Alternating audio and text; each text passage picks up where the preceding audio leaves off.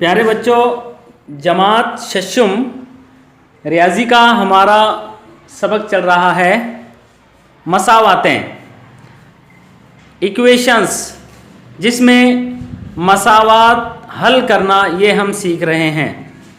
अब तक हमने दो मिसालों के ज़रिए मसावात हल करना सीखा है।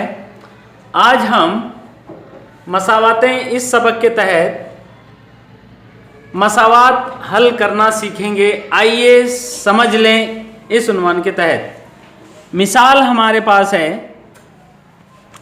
एक डिब्बे में कुछ पेड़े हैं। पेड़ों की तादाद हमें मालूम नहीं है। एक डिब्बा है, उसमें कुछ पेड़े हैं। हर एक को 2 पेड़े के हिसाब से बांटे जाएं तो वो 12 बच्चों को काफ़ी हो जाते हैं। तो बताइए डिब्बे में कुल कितने पेड़े हैं। हमें जो है डिब्बे में पेड़ों की तादाद मालूम नहीं है। देखिए प्यारे बच्चों, यही वो पेड़ों का डिब्बा है। इस डिब्बे में कुछ पेड़े हैं। ये कितने पेड़े हैं इनको हमने अभी गिना नहीं है, लेकिन इतना हमें मालूम है कि अगर हर बच्चे को 2 पेड़े दिए जाएं तो 12 बच्चों को ये पेड़े काफ़ी हो जाते हैं। देखिए यहाँ पर 1 2 3 4 5 6 7 8 9 10 11 और 12 बच्चे यहाँ पर मौजूद हैं। पेड़े का डिब्बा भी यहाँ मौजूद है। पेड़ों की तादाद हमें मालूम नहीं है, लेकिन ये इतने पेड़े हैं कि अगर हर बच्चे को 2 पेड़े दिए जाएं तो ये पेड़े 12 बच्चों के लिए काफ़ी हो जाते हैं। मतलब हर एक को 2 पेड़े मिल जाते हैं। देखिए अभी हमें ये नहीं पता कि डिब्बे में पेड़ों की तादाद कितनी है, इसलिए हम फर्ज करेंगे। तो इस तरह की मिसाल को हल करने के लिए हम फर्ज करेंगे। फर्ज कीजिए डिब्बे में पेड़ों की तादाद P है। कितनी है? P। पेड़ों की तादाद P से पेड़ा है ना। तो पेड़ों की तादाद यानी पेड़े कितने हैं हमें मालूम नहीं है। जब मालूम नहीं होता तो फर्ज करते हैं। देखिए यहां से हम पहले मसावात बनाएंगे। क्या बनाएंगे? मसावात बनाएंगे। अगर हम पेड़ों की तादाद को, पेड़ों की तादाद कितनी है, कुल पेड़े हमारे पास P है। अगर हम हर बच्चे को 2 पेड़े देते हैं तो जाहिर है पेड़ों की तादाद को अगर हम 2 से तकसीम करेंगे तो जवाब आना चाहिए हमारा 12। ये 12 बच्चे हैं, ये पेड़े हैं, पेड़ों की तादाद है ये। अगर हर एक को 2 पेड़े देते हैं हम तो 12 बच्चों को वो पेड़े काफ़ी हो जाते हैं। तो पेड़ों की तादाद को अगर हम 2 से तकसीम करेंगे, बटे में 2 लिखना यानी 2 से तकसीम करना। अगर हम पेड़ों की तादाद को 2 से तकसीम करेंगे तो जवाब क्या आएगा? 12 आएगा, यानी 12 बच्चों को काफ़ी होंगे। अब इस तरह यहाँ पर ये एक मसावात बन गई है। क्या बन गई है? ये एक मसावात बन गई है। पेड़ों की तादाद को हर बच्चे को दिए जाने वाले पेड़े की तादाद से तकसीम करेंगे तो बच्चों की तादाद हमें आ जाती है P/2 बराबर 12। अब यहाँ से हम अगर P की कीमत मालूम करेंगे तो हमें पेड़ों की तादाद मालूम हो जाएगी। तो इसके लिए हमें क्या करना पड़ेगा? ये जो बटे में 2 है इसे यहाँ से हटाना ज़रूरी है। इसके लिए हम क्या करेंगे? देखिए P/2, P/2 ये पहले से यहाँ पर है। अगर हमने इसे ज़रब कर दिया 2 से तो जाहिर है नसब नुमा में का आदत शुमार कुनिंदा की आदत को तकसीम करता है। 2 से 2 तकसीम हो जाएंगे, 2 से 2 तकसीम हो जाएंगे और फिर बचेगा क्या? P। लिहाजा में P की कीमत मालूम हो जाएंगी। तो इस तरह हमने इस मसावात के बाएं बाजू को 2 से ज़रब दिया। कितने से ज़रब दिया? 2 से ज़रब दिया। अब जब हमने मसावात के बाएं बाजू को 2 से ज़रब दिया तो 12 भी रोने लगा, कहने लगा तुमने उसे जैसे 2 से ज़रब दिया है तो मुझे भी 2 से ज़रब दीजिए, तभी तराजू का तवाजुन कायम रहेगा। है ना। मसावात के दोनों बाजू को एक ही अदद से ज़रब देना चाहिए, तभी मसावात के तराजू का तवाजुन कायम रहता है। वरना इधर 2 से ज़रब दिए, इधर 3 से दिए, तो फिर ये मसावात कायम नहीं रहती। या इधर ज़रब दिए तो ज़रब दिए और इधर तकसीम किए, तब भी मसावात का तवाजुन कायम नहीं रहता। इधर ज़रब किए तो इधर भी ज़रब करना पड़ेगी, इधर जमा किए तो इधर भी जमा करना पड़ेगी, इधर तफरीक किए तो इधर भी तफरीक, इधर तकसीम किए तो इधर भी तकसीम, इधर जिस अदद से अमल किया आपने इधर भी वही अदद लेना पड़ेगा, तभी जाकर ये मसावात का तवाजुन कायम रहेगा। तो p/2 को 2 से ज़रब दिए तो 12 को भी 2 से ज़रब देंगे। इसलिए क्या हो जाएगा इसके बाद देखिए, इसलिए अब ये हो जाएगा p, ये 2 से 2 कट जाएगा, मतलब पहले हम इसे ऐसे लिखते हैं p/2 ये 2 p को ज़रब देगा, p/2 बराबर इधर होगा 12 दूनी 24 और ये 2 से 2 कट जाएगा, 2 1 2 2 1 2, लिहाजा p बराबर 24। अगर 12 बच्चों को 2-2 के हिसाब से अगर पेड़े बांटते हैं, 12 बच्चों का अगर वो काफी होते हैं तो पेड़ों की तादाद कितनी होनी चाहिए? 24। इसलिए जवाब हमारा होगा कि डिब्बे में कुल कितने पेड़े हैं? 24 पेड़े हैं। अब देखते हैं डिब्बे में अगर 24 पेड़े हैं तो क्या वो 12 बच्चों के लिए काफी होते हैं? ठीक है, तो क्या आप पेड़े खाना चाहोगे? हम गिनते हैं इसे, क्या ये 24 पेड़े हैं? 1 2 3 4 5 6 7 8 9 10 11 12 13 14 15 16 17 18 19 20 21 22 23 24, 2-2 अगर हर एक को बांटते हैं और अगर 12 बच्चों के लिए काफी हो जाते हैं तो जाहिर है उसमें पेड़े कितने होंगे? 24 ही होंगे। ठीक है, आप 2-2 पेड़े दीजिए। 2-2 पेड़े देने पर हर बच्चे को 2 पेड़े मिलने चाहिए, तभी इसका मतलब यह होगा कि उसमें 24 पेड़े हैं। इसे आप खा लीजिए। आपने हाथ धोकर आए हैं ना? हाँ, हाथ धोने के बाद उसे कपड़े वगैरह से पोंछना नहीं चाहिए। खाना खाने के लिए जब हम हाथ धोते हैं तो हाथ धोने के बाद हाथों को पोंछना नहीं चाहिए, वरना कपड़े के जरासीम हाथों को लग जाते हैं। हाँ, अब देखिए 2-2, ये तो 2 बज गए। ये किसके हैं? 2 किसके हैं? ठीक है, ले लीजिए आप।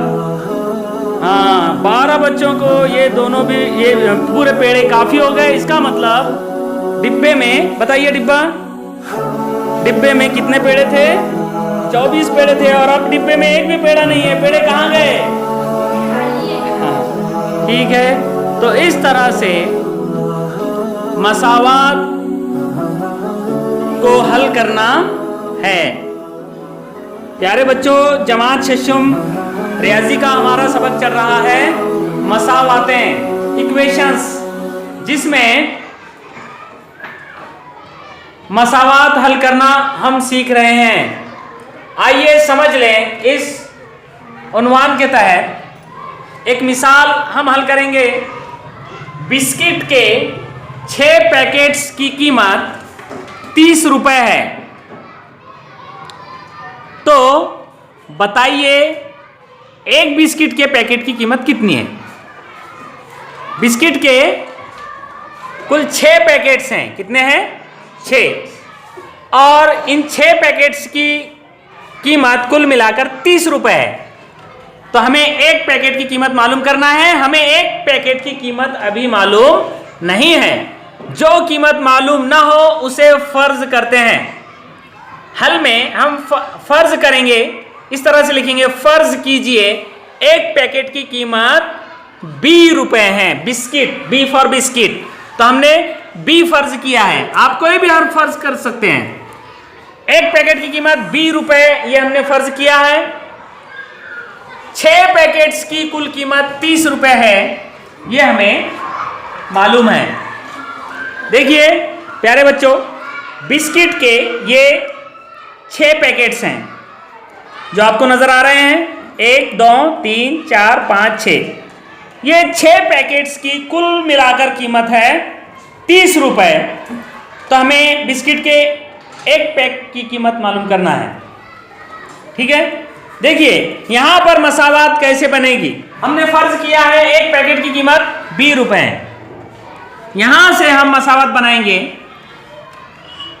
एक पैकेट की कीमत अगर 20 रुपए है तो 6 पैकेट की कीमत अगर हम इसे 6 से ज़रब देंगे तो हमें कुल कीमत मालूम होंगी बराबर। और हमें कुल कीमत मालूम है बिस्किट के 6 पूड़ों की कीमत 30 रुपए है। कितनी है?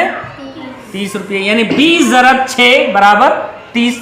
बिस्किट का पूड़ा अगर 2 रुपए का हो तो 6 पूड़ों की कीमत 12 रुपए होगी। बिस्किट का पैकेट अगर 3 रुपए का है तो 6 पैकेट्स की कीमत 6 18 रुपए होगी। अब हमें ये बी की कीमत यहां से मालूम करना है। कुल कीमत यहां पर 30 रुपए है, तो यहां से बी की कीमत अगर हमने मालूम कर लिया, इस मसावात को अगर हमने हल कर लिया, यानी बी की कीमत अगर हमने मालूम कर ली, तो हमें बिस्किट के एक पैकेट की कीमत मालूम हो जाएगी। अब यहां से 6 को हटाना है इसी मसावात को, इसलिए हम b ज़रब 6 को 6b भी लिख सकते हैं।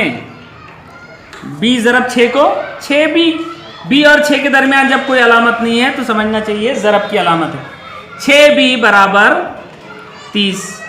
अब हम मसावात के दोनों बाजुओं को एक ऐसा अमल करेंगे कि जिसके जरिए हम यहां से 6 को हटा सके, क्योंकि b के बाजू से जब तक 6 नहीं हटेगा तब तक b की कीमत मालूम होंगी क्या? नहीं मालूम होंगी। इसलिए b के बाजू से 6 को हमें हटाना है। 6 को हटाने के लिए हमें 6 को तकसीम करना पड़ेगा, यानी कि हमें मसावात के इस बाजू को 6 से तकसीम करना पड़ेगा, तब जाकर 6 से 6 कट जाएगा। लेकिन मसावात के किसी एक बाजू पर कोई अमल नहीं कर सकते हम। इधर जो अमल करेंगे वही अमल राइट साइड में सीधे हाथ की जानिब भी करना पड़ेगा। इधर जिस अदद से तकसीम करेंगे उसी अदद से इधर भी तकसीम करना पड़ेगा। मतलब मसावात के तरफैन को, तरफैन यानी दोनों बाजू, तो यहां पर हम क्या करेंगे, देखिए 6b को, इसलिए 6b से 6 को हटाना है तो हम 6b को तकसीम करेंगे 6 से, 6b बटे 6 बराबर। इधर 6b को जब 6 से तकसीम किया तो इधर 30 भी रोने लगा, मुझे भी 6 से तकसीम कीजिए। रोएगा ना वो? उसको कैसे किए, मुझे भी कीजिए, तो इसे भी तकसीम करना पड़ेगा। अब यहां से 6 का 6, 6 का 6, इसलिए यहां हो गया 1b, 6 1 का 6, 6 का 6, 1 बटे 1 यानी 1, मतलब यह हो गया 1b, यानी 1 बिस्किट का पूड़ा बराबर 6 से तकसीम करेंगे, 6 का 6, 6 दूनी 12, 6 3 18, 6 चौक 24, 6 पंजे 30, 5 जवाब आएगा। 6 जब 30 को तकसीम करेंगे तो 5। 1b यानी b मुतगय्यर के बाजू में अगर 1 हो तो उसे लिखने की जरूरत नहीं है। b बराबर है 5, यानी बिस्किट के, हमने b यानी क्या है, एक पैकेट की कीमत है, एक पैकेट की कीमत b है और b बराबर कितने हैं, 5 है। 20 रुपए यानी 5 रुपए, इसलिए हमें मालूम हो गया, इसलिए हम आखिरी में जवाब लिखेंगे। इसलिए बिस्किट के एक पैक की कीमत, एक पैकेट की कीमत कितनी है, 5 रुपए है। एक पैकेट की कीमत है 5 रुपये। 5 और 5 10 और 5 15 और 5 20 और 5 25 और 5 30, 5 छके 30।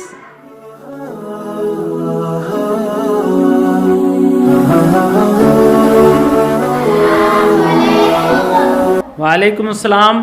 प्यारे बच्चों, मसावातें, ये सबक हमारा चल रहा है इक्वेशंस। हमने मुख्तलिफ सरगर्मियों के ज़रिए मसावात हल करना सीखा है। जो सरगर्मियाँ और मिसालें हमने देखी हैं, जिनमें हमने हिस्सा लिया है, उसके नतीजे में ये मेरी समझ में आ गया या ये हमारी समझ में आ गया। क्या हमारी समझ में आ गया कि मसावात के, कोई भी मसावात हो, उसके तरफैन, तरफैन यानी उसके दोनों बाजू, बायां बाजू और दायां बाजू, दोनों बाजुओं में एक ही अदद जमा करने से या तरफैन में से एक ही अदद तफरीक करने से, या तरफैन को एक ही अदद से ज़रब करने, या तरफैन को एक ही अदद से तकसीम करने से उस मसावात के तवाजुन पर कोई फर्क नहीं पड़ता, यानी वो मसावात मुतवाजन रहती है। दूसरी एक अहम बात जो हमारे समझ में आई है वो ये कि मसावात के तरफैन की अदल बदल करने से भी कोई फर्क नहीं पड़ता। देखिए प्यारे बच्चों, यहां पर ये मसावात है y जमा 7 बराबर 10। ये मसावात है जिसका ये बायां बाजू है, बाएं बाजू में y जमा 7 है और दाएं बाजू में 10 है। अगर हम ये 10 को बाएं बाजू में लिख लें और ये y जमा 7 को दाएं बाजू में लिख लें तब भी कोई फर्क नहीं पड़ेगा। ठीक उसी तरह जिस तरह से एक मुतवाजन तराजू है और उस तराजू के पलड़े में जो चीजें हैं वो पलड़े में की चीजों को हम अदला बदल कर दें, मतलब दाएं पलड़े की चीजों को बाएं पलड़े में डाल दें और बाएं पलड़े की चीजों को दाएं पलड़े में डाल दें, तो उस तराजू के तवाजुन में कोई फर्क नहीं पड़ेगा। उसी तरह मसावात के दोनों बाजुओं की अदला बदल करने से भी कोई फर्क नहीं पड़ता।